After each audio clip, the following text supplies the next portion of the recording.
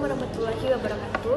Baik teman-teman, kami dari kelompok 2 yang beranggotakan yang pertama Aulia Khairunisa, yang kedua ada Sifani, yang ketiga Kuntum Khaira Ummah, dan yang keempat Suci Rahma Putri. Baiklah, kami akan menampilkan hasil diskusi kami, yaitu dengan materi masyarakat tangguh bencana. Materi yang pertama akan disampaikan oleh rekan saya Suci Rahma Putri. Kepada Suci, disilahkan. Baiklah, materi pertama yaitu kearifan lokal dan pengurangan risiko kebencanaan.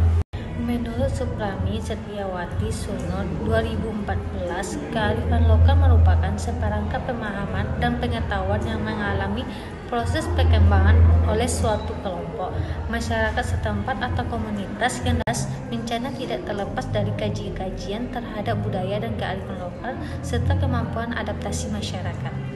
Dalam terhimpun dari proses pengalaman panjang, berinteraksi dan bertindak dalam suatu sistem dalam satu ikatan hubungan yang saling menguntungkan. Kearifan lokal yang diwujudkan dalam bentuk perilaku adaptif terhadap lingkungan mempunyai peranan penting dalam pengurangan risiko kebencanaan. Kearifan lokal yang berlaku di suatu masyarakat memberikan dampak positif bagi masyarakat dalam menghadapi kebencanaan yang akan datang dan kemampuan masyarakat dalam melakukan mitigasi. Contoh kearifan lokal dan pengurangan risiko kebencanaan adalah yang sudah terlaksana bagi masyarakat di Desa Kartowono saat menghadapi bencana longsor, yang mana masyarakat melaksanakan kerja bakti membersihkan setelah longsor, yang mana kerja bakti di sini merupakan suatu tindakan mitigasi bencana yang berbasis kearifan lokal, karena kerja bakti di desa tersebut merupakan suatu kearifan lokal yang menjadi nilai yang telah dipercaya bagi masyarakat.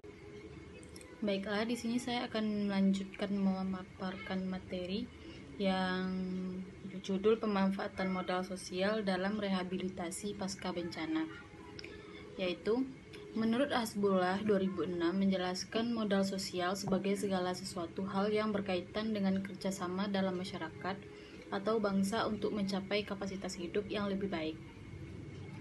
Ditopang oleh nilai-nilai dan norma yang menjadi unsur-unsur utamanya mutual trust atau rasa saling mempercayai, keimbalbalikan, aturan-aturan kolektif dalam suatu masyarakat atau bangsa dan sejenisnya.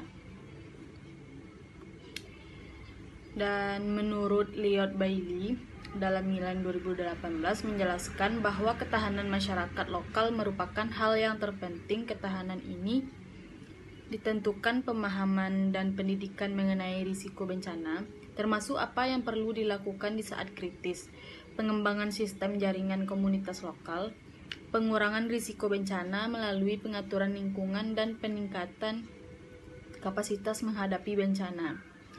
Liat menambahkan bahwa pengalaman bencana di masa lalu adalah aset sebagai guru terbaik dalam mempersiapkan manajemen bencana dan membangun komunitas yang mempunyai kekuatan bertahan yang lebih baik. Dalam konsep modal sosial, terdapat unsur-unsur yang dipandang penting, yakni yang pertama trust, kepercayaan. Selanjutnya, dalam konsep modal sosial terdapat unsur-unsur yang dipandang penting, yakni trust atau kepercayaan. Trust atau rasa kepercayaan mempercayai adalah suatu bentuk keinginan untuk mengambil resiko dalam hubungan-hubungan sosialnya yang didasari oleh perasaan yakin bahwa yang lain akan melakukan sesuatu seperti yang diharapkan. Yang kedua, norms atau norma-norma. Coleman memberikan penjelasan bahwa sebuah norma selalu, dengan kata lain, sebuah norma menentukan apa yang baik dan apa yang buruk. Yang ketiga, rules atau aturan-aturan. Menurut Putnam, di dalam setiap peraturan di sebuah komunitas terkandung asas resiprokal, berbalasan, dan harapan ekspektasi tentang tindakan-tindakan yang patut dilakukan secara bersama-sama. Melalui peraturan-peraturan inilah setiap anggota komunitas menata tindakannya. Yang terakhir ada networks atau jaringan. Sebagaimana dikatakan oleh Putnam, pemikiran dan teori tentang modal sosial memang didasarkan pada kenyataan bahwa jaringan antara manusia bagian terpenting dari sebuah komunitas.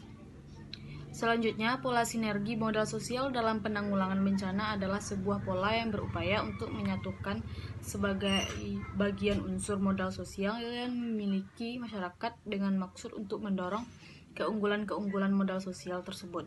untuk melakukan penanggulangan bencana agar dapat memobilisasi sumber daya yang ada.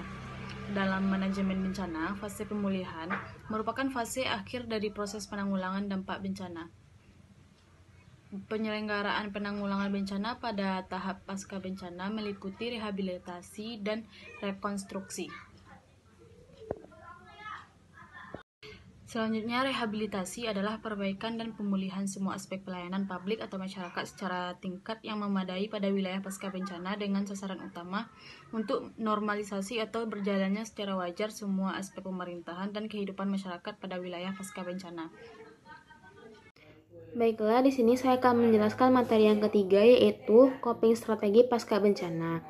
Coping strategi merupakan strategi yang digunakan seseorang ataupun suatu komunitas untuk mengatasi tekanan ataupun suatu permasalahan tertentu pada kondisi tertentu juga. Coping strategi berkaitan erat dengan upaya-upaya yang dilakukan seseorang ataupun suatu komunitas untuk dapat bertahan menghadapi suatu tekanan ataupun ancaman, baik ancaman kebencanaan, budaya, ekonomi, sosial, dan budaya.